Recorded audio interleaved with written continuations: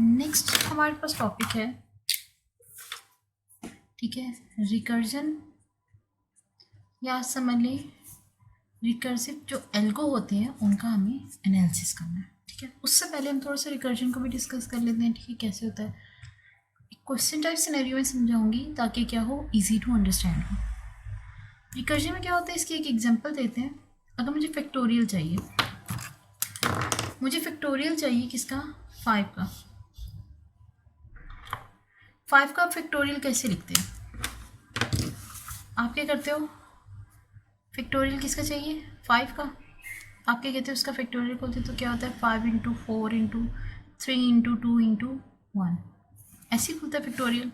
ठीक है, अगर इसी की बात करूँ तो असल में 5 फैक्टोरियल क्या होता है, इंटू 5 इंटू 4 फैक्टोरियल,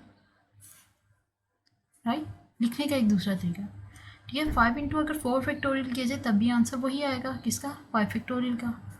अगर मुझे 4 फैक्टोरियल का पता करना है तो क्या होगा, 4 इंटू 3 फैक्टोरियल लिखा जा सकता है। ठीक है, स्टेप बाय स्टेप फैक्टोरियल खोल रही हूँ, क्यों, क्योंकि हर टाइम पे मैं क्या कर रही हूँ, फैक्टोरियल ही खोल रही हूँ, फैक्टोरियल ही ले रही हूँ। 1 का फैक्टोरियल लूँगी, देन 2 का, देन 3 का, देन 4 का, देन 5 का मेरे पास क्या होगा, मैं ले सकती हूँ। ठीक है, तो मुझे क्या करना है, इनको आपस में जो मैंने मल्टीप्लाई करके फैक्टोरियल निकाली थी वो मैंने सिंपल ऐसे लिख दिया। ठीक है, ये वो तरीका है। 4 फैक्टोरियल, 5 फैक्टोरियल अगर मैंने खोला तो मैंने कहा गया 5 into 4 factorial, 4 factorial, 4 into 3 factorial, 3 factorial खुलेगा तो क्या होगा, 3 इंटू 2 फैक्टोरियल, 2 खुला तो 2 इंटू 1 फैक्टोरियल। ठीक है, और 1 फैक्टोरियल हमेशा क्या होता है, 1 के इक्वल होता है। इवन अगर आपसे कोई पूछा जाए कि 0 फैक्टोरियल क्या होता है, तो 0 फैक्टोरियल क्या होता है, 1 के इक्वल होता है। ठीक है, तो ये एक बेस कंडीशन के तौर पे। ठीक है, 0 फैक्टोरियल हमेशा कहता है 1 के इक्वल होता है, यहाँ हम 1 फैक्टोरियल तक ही जाएंगे मैक्स। ठीक है, अब मैं अगर देखूँ तो बेसिक सिनेरियो में हो क्या रहा है, हर टाइम जो मेरे पास 5 था, ठीक है, मैं उसे क्या कह रही थी, 5 जो फैक्टोरियल है, मैंने उसे कहा क्या करे, 5 इंटू 4 फैक्टोरियल कर दिया। हर बार ये वाला नंबर चेंज हो रहा है। ठीक है, 4 फैक्टोरियल को ना तो मैं कहूँगी 4 फैक्टोरियल इंटू 4 इंटू 3 फैक्टोरियल। ठीक है, बेसिकली क्या हो रहा है, जिस चीज़ का या जिस नंबर का मुझे फैक्टोरियल चाहिए, मैं क्या करती हूँ, उसी नंबर को मल्टीप्लाई कर देती हूँ, किससे, उससे छोटे वाले फैक्टोरियल से।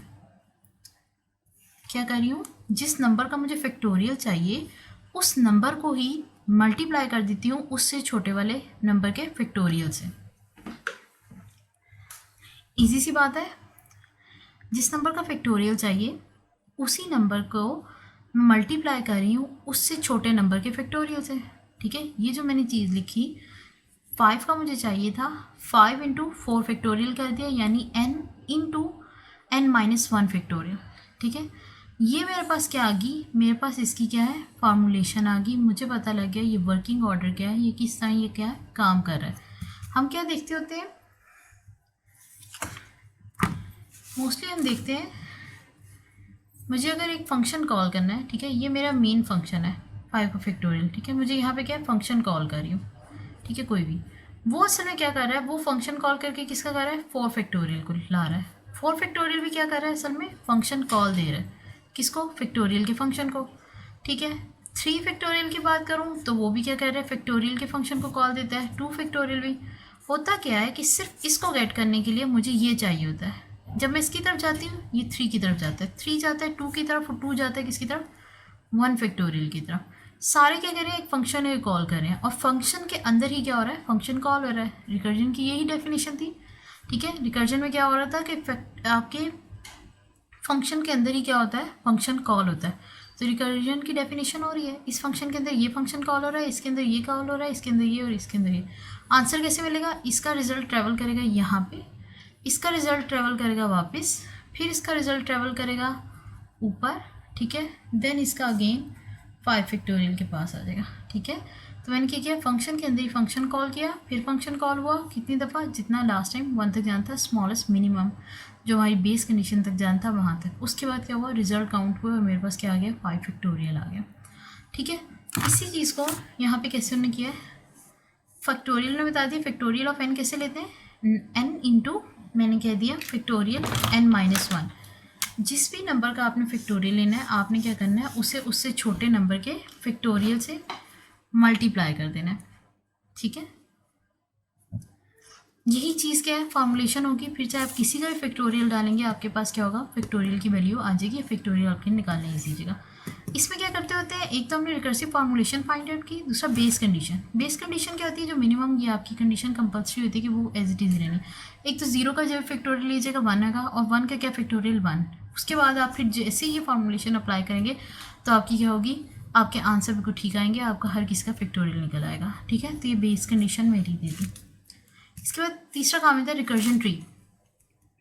रिकर्जन ट्री कैसे बनता है, जैसे आप फार्मूलेशन निकाल लेते हो, आपको समझ आ जाता है कि इसकी टेक्निक क्या है, ये किस तरह ये बिल्ड हो रहा है, ठीक है। मैंने उसे कह दिया कि आपने क्या करना है, अगर तो आपने 5 का फैक्टोरियल लेना है तो आपने उसे क्या करना है, अपने ही नंबर से 5 से क्या करना है, 5 को पकड़ना है और उसको मल्टीप्लाई कर देना है किससे, n-1 यानी 4 के फैक्टोरियल से, ठीक है। और अगर आपको 4 का फैक्टोरियल चाहिए तो आप 4 को मल्टीप्लाई कर दो किससे, उससे छोटे नंबर के फैक्टोरियल से, ठीक। अब देखा जाए तो बेसिकली हो क्या रहा है, अगर मैं 2 और 1 की तरफ जाऊँ, जो 1 का फैक्टोरियल निकल रहा है वो, और जो 2 है, ठीक है, वो क्या हो रहे हैं, दोनों मिलके 2 फैक्टोरियल निकाल के मुझे दे रहे हैं, ठीक। एक तो ये कि 5 का फैक्टोरियल मैंने कैसे लिखा, वही n इंटू n-1 का फैक्टोरियल, ठीक है, n इंटू n-1 का, n इंटू n-1 का, ठीक है। तो ये हमारे क्या सेम सिनेरियो चल रहा है, इन दोनों से मिलके ये बन रहा है, ठीक है। जब इन दोनों से मैं कहूँ 2 इंटू 1 फैक्टोरियल करें तो आंसर हमारे पास क्या आएगा, 2, ठीक है। आंसर हमारे पास बेसिकली क्या आएगा, 2। जब मैंने इन दोनों को 2 इंटू 1 फैक्टोरियल किया तो आंसर मेरे पास आ गया 2। उसके बाद जब मैंने इनको 3 इंटू 2 फैक्टोरियल किया, ठीक है, यहाँ पे मेरे पास क्या आ गया, 6, 2 ऑलरेडी था, ठीक है। इस फैक्टोरियल का आंसर मेरे पास क्या आ गया, 2 आया हुआ था, जैसे मैंने इंटू 3 किया तो 6 हो गया। 3 फैक्टोरियल का मेरे पास आंसर क्या आ गया, 6, ठीक है। 3 फैक्टोरियल को मैंने इंटू 4 फैक्टोरियल कर दिया, सॉरी 3 फैक्टोरियल को मैंने इंटू 4 कर दिया, ठीक है, उससे बड़े नंबर को, वहाँ पे क्या आ गया 24।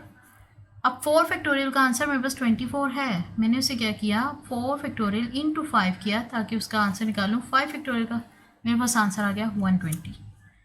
तो ये टेक्निक है हमारी रिकर्सिव ट्री बनाने की, ठीक है, ये रिकर्जन ट्री की। यहाँ पे क्या है कि आपने जो बेस कंडीशन ली है या जो भी आप उसको लेके चल रहे थे बेस कंडीशन को, आपने उसी की पे डिपेंड करते हुए आपने क्या किया, अपना रिकर्सिव ट्री बना लिया। सबसे पहले मैंने क्या किया, उसकी फॉर्मुलेशन निकालने के लिए उसे चेक किया क्या आया कि सिनेरियो क्या चल रहा है, ठीक है, टेक्निक को फाइंड आउट करने की कोशिश किया। जब मुझे वो पता लग गया, मैंने उसे क्या की, रिकर्सिव फॉर्मुलेशन फाइंड आउट की। जैसे रिकर्सिव फॉर्मुलेशन मुझे मिल जाएगी, मैंने उसकी बेस कंडीशन फिट करनी है, ठीक है, 0, 1, क्योंकि ये दोनों क्या रहेंगे, सेम रहेंगे हर बार, ठीक है। उसके बाद डिपेंड करता है कि आपने इससे ज़्यादा मिनिमम नहीं जा सकता, ठीक है, 0 भी और 1 से इससे ज़्यादा मिनिमम नहीं जा सकता, तो ये मेरी क्या बेस कंडीशन। उसके बाद मैंने बता दिया रिकर्जन ट्री कैसे फिगर आउट करना है, ठीक है। रिकर्जन ट्री हमने कैसे बनाया, सिंपल वही आपकी फार्मूलेशन पे डिपेंड करते हुए मैंने क्या किया, रिकर्जन ट्री ड्राइव कर लिया अपना, ठीक है। अब ये हमारे पास क्या है, रिकर्सिव फॉर्मूलेशन बन गया है, उसका रिकर्जन ट्री बन गया है, ये रिकर्जन का काम हो रहा है। अब हमने इसकी क्या फिगर आउट करनी है, सूडो कोड लिखेंगे उसकी